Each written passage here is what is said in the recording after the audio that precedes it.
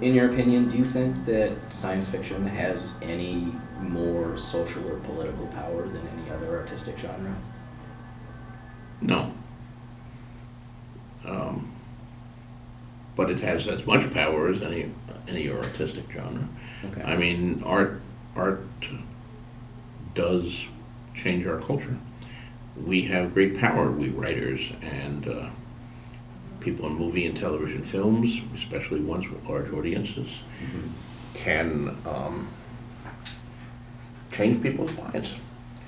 And, not always in the most obvious ways. You don't necessarily need to do documentaries Right. or heavy dramas and all that. I mean, you see situations. I look at a television show like Will and Grace, Mhm. and I think Will and Grace probably had more to do with the acceptance of gay marriage in this country than any number of protest marches or petitions, because it was watched by many, many millions of people for a number of years.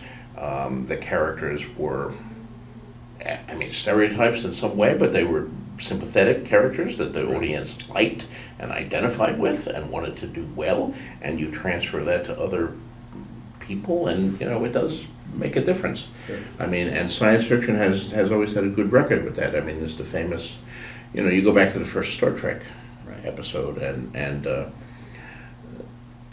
how groundbreaking that actually was. I mean, Uhura, a black woman on the command bridge of a starship. Right.